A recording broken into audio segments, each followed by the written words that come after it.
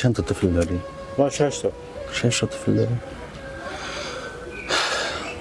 از جای گرامی سلام بر شما، خدا کنه صحت سلامت باشین. ما در ولایت تخار هستیم، در جریان سروی کلینیکی هستیم. با یک خانوادی سر خوردیم که خدا شاهد است که بیخی متعجب شدیم، حیران شدیم که چگونه این پدر میتونه با این وضعیت زندگی کنه. در جایی که من قرار دارم 6 تا طفل هستن، 4 تا طفل است، پدر و مادر است، خانم از اینا معیوب هستن و گلاب ریتان اینجا بدرفت است، بدرفتشون در داخل اولی، آشپزخانهشون در داخل اولی، خانهشون در داخل اولی، طفلکایشون معلول و معیوب و تمام از اینا دینمی اولی، دینمی گرمای تابستان یا زندگی میکنه، پر از تعفن، پر از حشرات، پر از مگس، با یک وضعیت اینا زندگی میکنه. پدر چطور با این وضعیت زندگی میکنی؟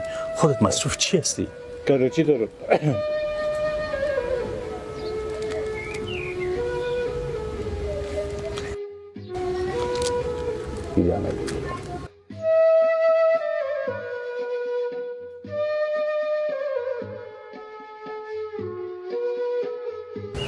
خدا مهربان است پدر، خدا مهربان است. بچه کلان چند سال است؟ 5 سال است نه؟ خیر است پدر. خدا مهربان است پدر. الله مهربان است پدر. خدا مهربان است پدر. انشالله بخیر طفلکایت کلان شود، بخیر اولادایت کلان شود، انشالله بخیر اولادایت کلان شود. ما خود در جریان سروی هستیم پدر، گریان نکو پدر، گریان نکو پدر.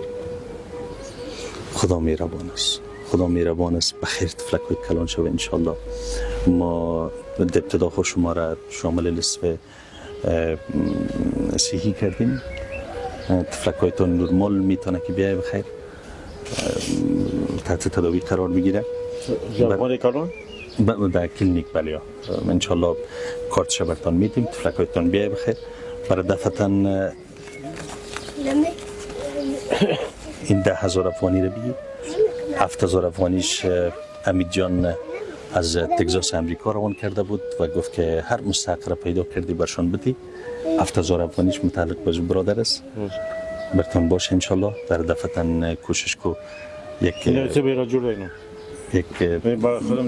جالی مالی تشنا خوش دارم چی گردارم سیم بارداش بگیرم. بله، همین غم تشنا خدای نخواستم طفلک و مریض نشه دیگه. پروردگار مهربان است بقیشه انشالله. اول تا حتما میگیریم، حتما میگیریم، اول تا حتما میگیریم.